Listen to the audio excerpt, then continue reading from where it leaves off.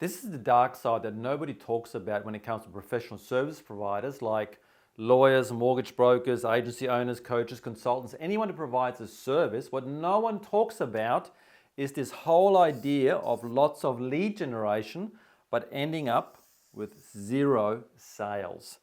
Everybody talks about this part here, buying leads, generating more leads, running ads, and there's a real dark side to this.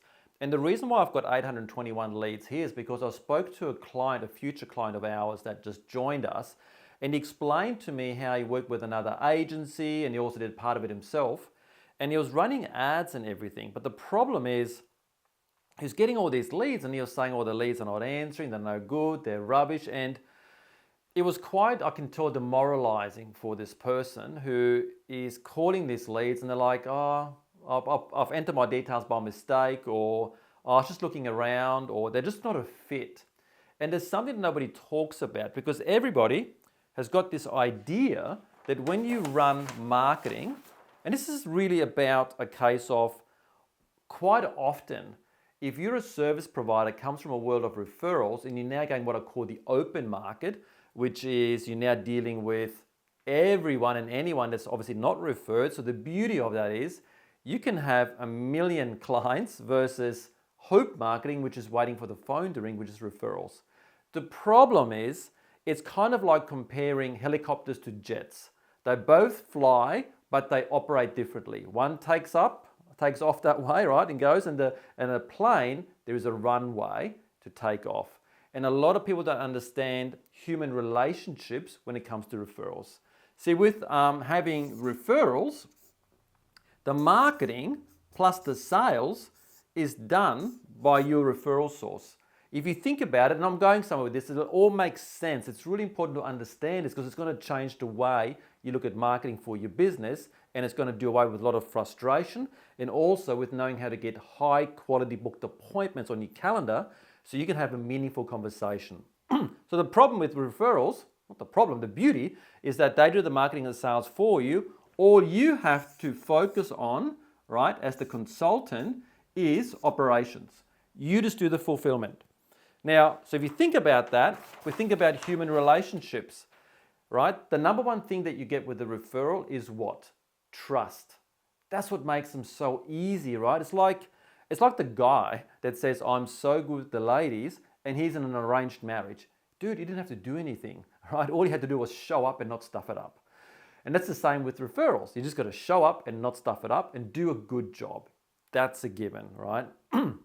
Now, when you go to the open market, there is no trust. And if you think about it, people these days are highly skeptical and they're very low trusting. So when they see an ad and first come in, you might have got their attention for that moment, but by the time they even opt in, 5 minutes later, they've forgotten you. After 5 minutes, it reduces dramatically how many people will actually engage with you. And the average business owner, there's a statistic, is that it takes them roughly 42 hours on average to contact a lead. They are dead. So the problem is, if we look at it like this,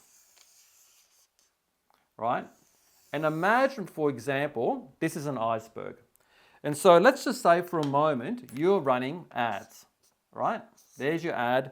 Now, what most people focus on is what's above the surface, the tip of the iceberg. They focus on the ad. But if you think about a customer journey, it's about awareness, engagement, conversion. And so there are steps missing. Now, if we look at this, we call this external marketing. This is the ad that people see so they know that you exist, right? Because the number one thing that you want as a service provider is you want people to know you exist. Otherwise, you're like a billboard in the desert. You look good, but nobody knows you're there, right? So an ad gets eyeballs on you. So of course, you need to understand your dream client, right? Plus, you need to have a very strong offer. And if you think about it, a dream client, you want to understand what their pain points are and their unfulfilled desire, and your ad should call out their pain points or unfulfilled desire. Your offer is the bridge, is the dream destination for them, right? That's what you want to have in the ad. That gets them in. Most people get that right. I shouldn't be telling you anything new here. What I want to share with you that's kind of new, or maybe you already know but you're not doing effectively, is that you need to be able to build trust, right? And you also want quality, right? You want, let me just get my spelling right, quality leads, you want appointments, and you want sales, right? So in saying that, how do you then do that? So if you've got 100 people coming in to your funnel, it's very demoralizing if, for example, you have 100 people coming in and you've got to call them yourself. Nobody wants to do that. It's frustrating and it's not an income producing activity for you. So how do you actually change that? Well, if you think about, and I love the cash flow quadrant by Robert Kiyosaki, he says there are 4 components. First, you look at the employee, they have a job. Then you become self-employed, you own a job. That's most consultants, they own a job because they're trading time for money. And then if you're fortunate enough, you transition across into being a business owner, a true business owner, which they have systems. Systems that are automated, systems for team, systems. And then the last one's investor. That's when you kind of remove yourself from the business, you work on the business and you've got a team running it, or you just own the business. But for most people that I work with, they look to transition from self-employed, where they're doing everything themselves, manual labor, no control, over to being a business owner where they're relying on systems. When you rely on systems, you've got leverage. What that means, which a lot of employees don't understand, is that now you can make more money and work less. The employee doesn't understand that because in their mind, you earn more, right? You either get a higher per hour rate or you've got to put more time in, right? So more time, more earnings. And so when they talk about a business owner being able to make more money while working less, it's leverage. Can you have 1 input and 10 output? If you had 1 hour, right, and you've got 10 people doing that same hour, there's 10 hours for 1 hour input. It's all about leverage. So what am I talking about here beneath the surface? It's your systems, it's your infrastructure where you get to the sale at the end, right? A lot of people, when they get an ad, they go straight to wanting to go straight to the sale. That's the equivalent of a man walking into a bar who's a good man, and he wants to get married, and he walks up to a beautiful woman and goes, "Hi, are you single?" She says, "Yes." And he goes, "I would like to get married. Are you open to having a talk about this?" It's ludicrous to approach it that way, right? Yet business owners approach it that way all the time with leads. An inquiry comes in, you want to do business together. What's your situation? It's too quick, too fast. You're missing the fundamental elements of human relationship building.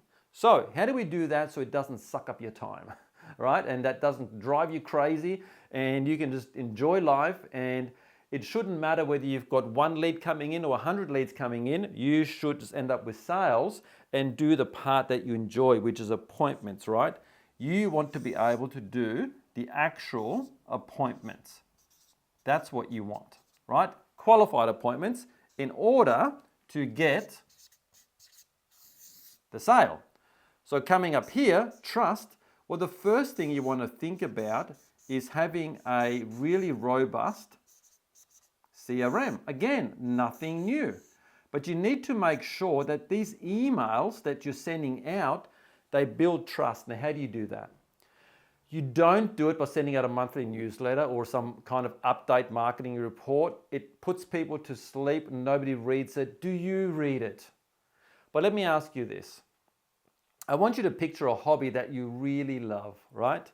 Let's use fishing example. Sorry if you hate fishing, but think of something that you enjoy. But let's say fishing. If I saw an ad about fishing, I like fishing, right? And it was telling me in the ad it's going to give me the best spots around my city where I can fish to get whatever fish. I'd be like, okay, I want that report.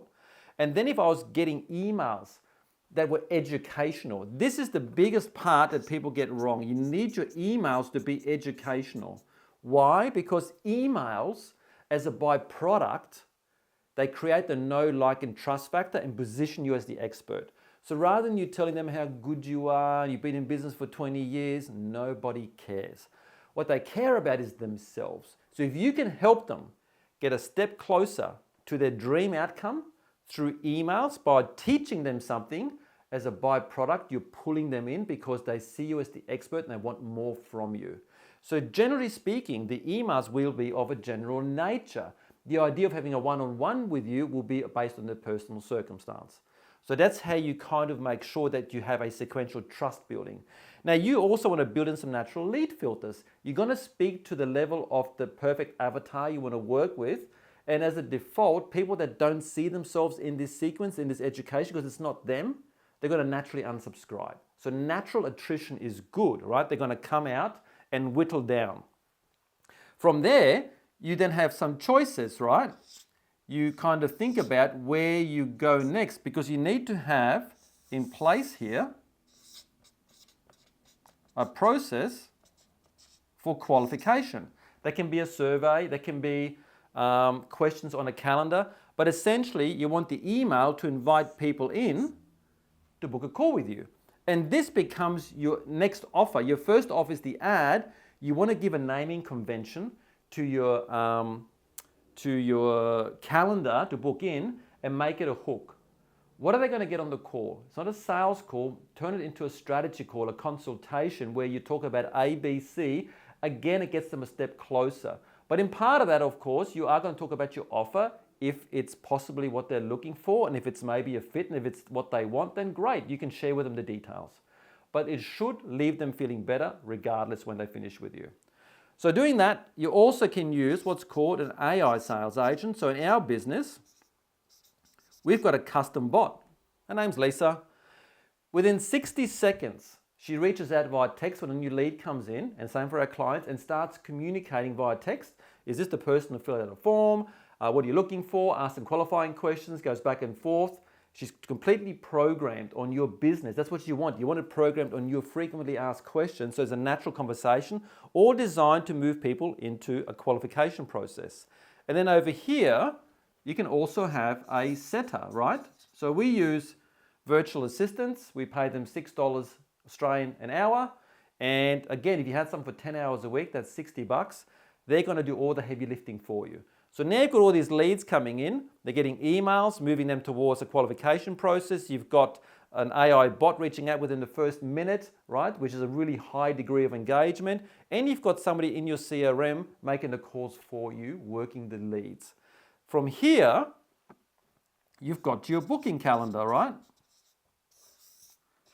That's where people from the qualification process filter in that fit.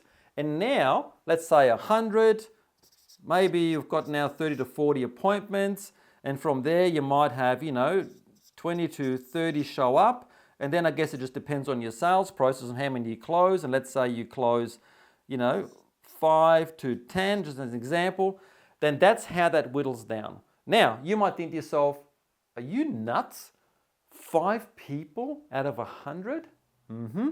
This is the education process a lot of people don't understand.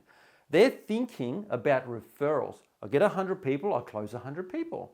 Yeah, those 100 referrals, they were already vetted and already filtered by the referral source, right? All these referral people that gave you 100 probably spoke to 1,000 or more, and you just end up with the cream, right? So now you end up with a system that gets you from, say, 100 to, let's say, 5 to 10 clients. Here's the beautiful thing that people miss. 5 to 10 clients. Number one, if you've got a system set up, you're not doing much. The system's doing all of this in the background. It's doing all of this in the background. You just come to work and look at your calendar over your cup of coffee or tea or whatever, or your matcha latte, or whatever you have. And you go, oh, I've got 20 meetings booked in this week or 30 meetings booked in. From there, it whittles down to you having conversations, because not 20 or 30 will show up. There's going to be a drop-off, right, into how many calls are being held. And then you've got your sales. Now what you want to work out is how much did it cost me, right, to get those. Let's just say for a moment, it's $20 lead, right? If you're running a service-based business, you should be getting leads somewhere between $5 a lead to $50 a lead. It all depends on what you sell and what your price point is, and that's what I want to talk about now. There's a correlation to this. But let's say it's 20, right? So that would be $2,000. Now, if you had 10 clients, that means your CPA would have been $200 or $400. And let's just say you're making, right, $3,000 back. That means you've spent $400 to get $3,000 back. Is that a good trade? I think so. That means once you understand your numbers and you've got the system dialed in, you can dial it up.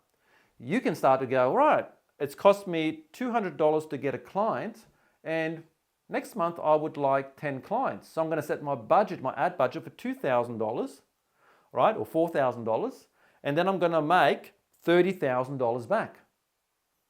Now you start to think, oh, okay, hang on. Let's just go on that example here. I spent $4,000, I made $30,000 back, 10 clients, so that's what, $26,000. That's $300,000 for the year. And this is the reason, the dark side that no one talks about. They don't talk about all of this that's involved. And in 11 years of doing this as a marketing agency, I've spoken to thousands of service providers. I don't think I've come across virtually anyone that's got their back end set up. They're all chasing the elusive, magical ad to get them this magical client that doesn't exist through just an ad, but not having infrastructure. Hope you enjoyed this video. Follow us or subscribe for more, and I'll see you inside the next video.